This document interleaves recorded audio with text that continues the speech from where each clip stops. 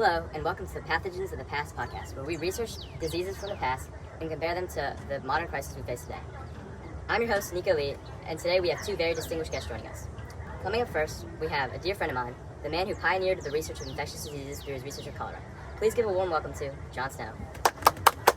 Hello, everybody.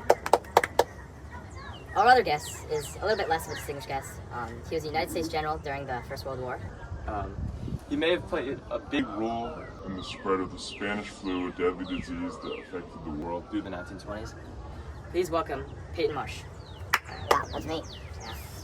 Our guests are here today to tell us their experiences with these pandemics and what they think is the appropriate government response to diseases during times of crisis. For those who are both unaware of cholera and the influenza outbreaks, here's some context. Similar to the COVID pandemic, these two pandemics were listed as deadly global outbreaks that saw similar government responses that killed millions. Cholera is a waterborne illness that originated in the Indian subcontinent, yet affected Europe primarily during the mid to late 1800s. This disease spread easily through the packed streets of urban centers like London, which is where John Snow conducted a vast amount of his research.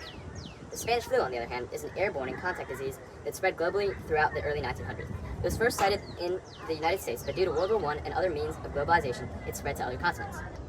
A fun fact about the Spanish flu is the reason that it's known as the Spanish flu is because since Spain was a neutral country, it was the only country that was having accurate reports of case numbers during the time. And since it was a time of war, a lot of other countries were not reporting the true numbers. And the true vastness of the disease. So, let's get it started. First, I have a question for John Snow. So, when you discovered that cholera was waterborne, your idea was first shun people were hitting on it at all times. What helped you push through it, and what made you think I'm completely right, I'm gonna fight through all this and make sure my research makes it out to light and help people? Yeah, so, there wasn't really, I didn't think there was any other, possible solution that there could be. And the moment they shut down Broad Street and the pandemic slowed, I kind of was, vindicated.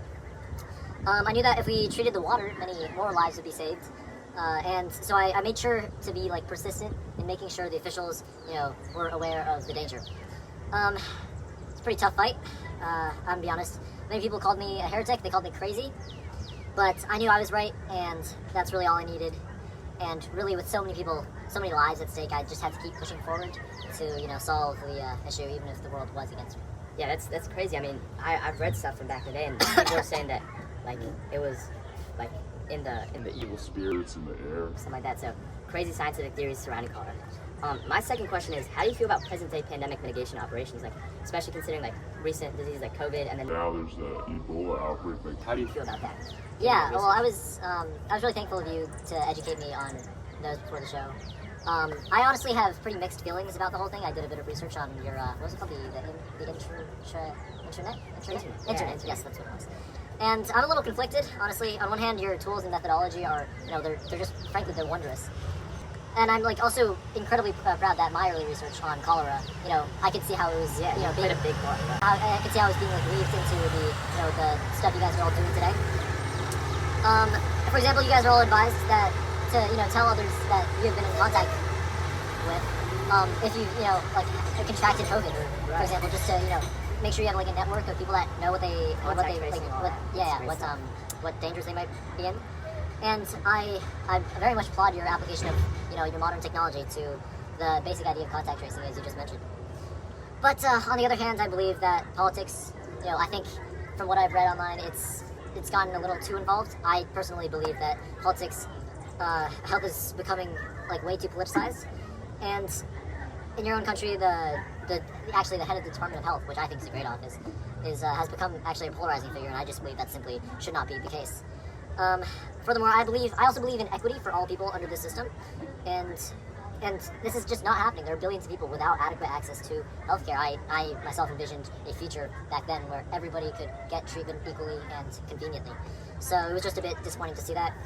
And yeah, this is all just a little bit disappointing for you guys. Yeah, that's a big fight that a lot of people face today, especially healthcare, and we need to make big strides in that field. So now for the infamous patient Peyton Marsh, I have a question for you.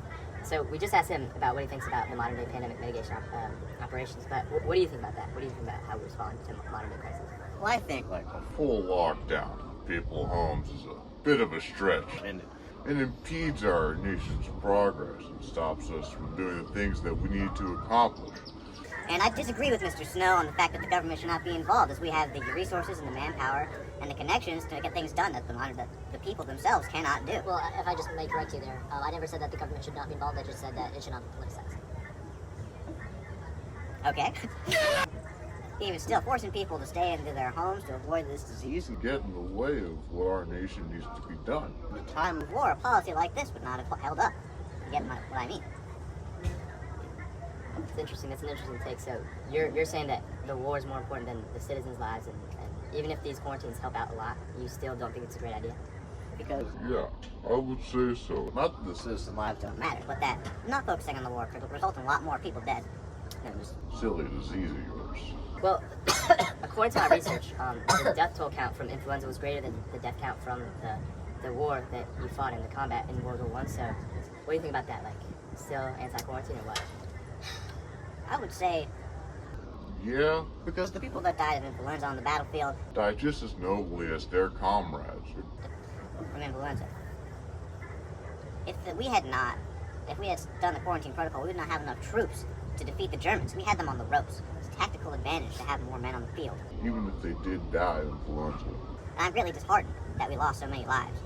But you don't have the tactical know-how that I do. And if you were in my shoes, I believe that you would have done the same. Because many more people would have died from this war if we had not stopped the Germans when we did. So you don't feel any shame in spreading this disease worldwide? I don't think I really played a part in spreading it. No. I just... Now I have a question for both of you. So, as somebody who lived during another massive global pandemic, like COVID-19, what lessons can you take from your respective experiences, and how can they be applied to future pandemics? Well, I honestly just believe that healthcare should be available to all people. You know, the right to live should be a basic right for all of human life.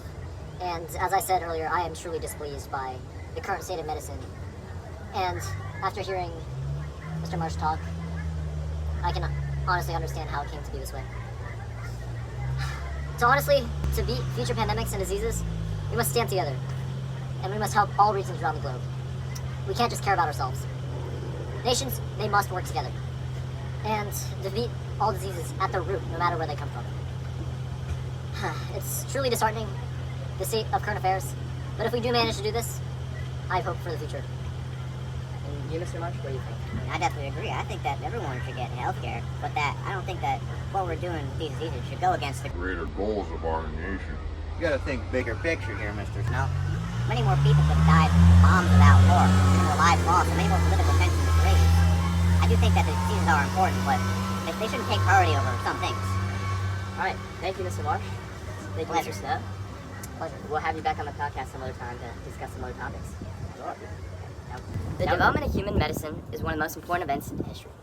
From the herbs that passed down from our earliest ancestors to the modern therapies we use today, humanity's bid to extend life has never ceased to stop innovation. I mean, just think about how many people have done so much research and put their lives into just trying to extend human life and trying to solve diseases. I mean, the two people we met today, two polarizing figures in their own times, Mr. Snow and Mr. Marsh, I mean, they just did incredible things.